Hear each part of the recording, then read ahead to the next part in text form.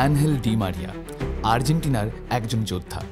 2022 বিশ্বকাপ ফাইনালে গোল করেন, জেতেন বিশ্বকাপ, অধরা স্বপ্নকে ছুঁয়ে দেখেন শেষ পর্যন্ত।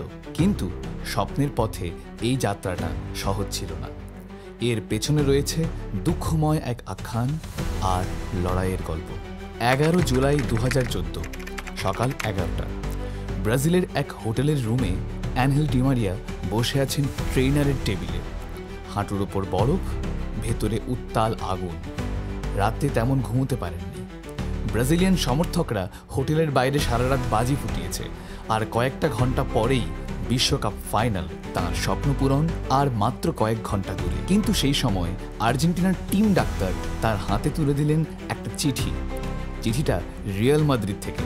তাতে লেখা, তুমি ইনজুর্ড, তোমাকে খেলতে দেয়া যাবে না। ডি মারিয়া জানতেন কেন এই চিঠি। বিশ্বকাপের পর রিয়াল মাদ্রিদ বেচে দেবে তাকে, জায়গা করে দেবে হামেস রদ্রিগেজের জন্য। আর তারা চায়নি তাদের অ্যাসেট খেলার মাঠে ড্যামেজ হোক।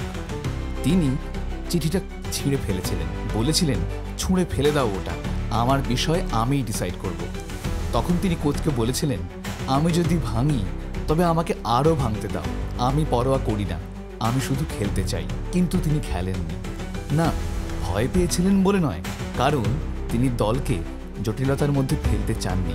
সেই ভোরবেলায় উঠেই গিয়েছিলেন কোচ সাবেইয়ার কাছে, বলেছিলেন, আপনি যাকে খুশি খেলান, যদি আমি হই আমি শেষ পর্যন্ত লড়ব, না হলেও সমস্যা নেই, আমি শুধু চাই যেন আমরা জিতি। কথা বলতে বলতে চোখে জল চলে আসে তার। আর আজও তার প্রশ্ন, ওই কান্না দেখে কোচ কি ভেবেছিলেন আমি নার্ভাস ছিলাম?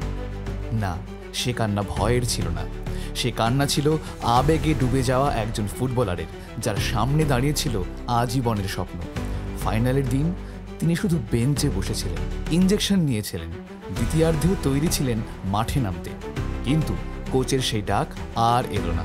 সেই দিনটা প্রসঙ্গে তিনি বলেছিলেন, আমার ক্যারিয়ারের সবচেয়ে কষ্টের দিন ছিল এটা। ম্যাচ শেষ, আর্জেন্টিনা হেরে গেল। ডি মারিয়া কেবল চুপ করেছিলেন। মিডিয়াতে উঠতে লাগলো হাজার গুজব।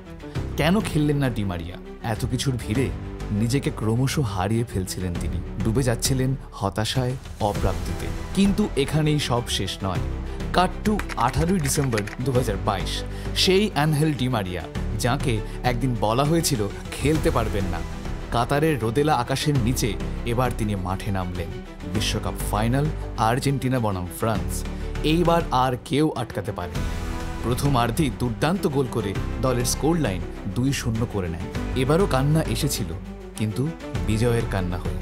এটা শুধু গোল করার গল্প নয়, এটা একজন বারবার হেরে যাওয়া ফুটবলারের ফিরে আসার গল্প। 2014 হারানো সুযোগ 2022 নিজের পায়েই খুঁজে নিলেন ডি মারিয়া। আর 8 বছরের অপেক্ষায় তিনি প্রমাণ করলেন, স্বপ্ন যদি সত্যি করতে চাও, তাহলে তা শেষ না হওয়া পর্যন্ত লড়তেই হবে।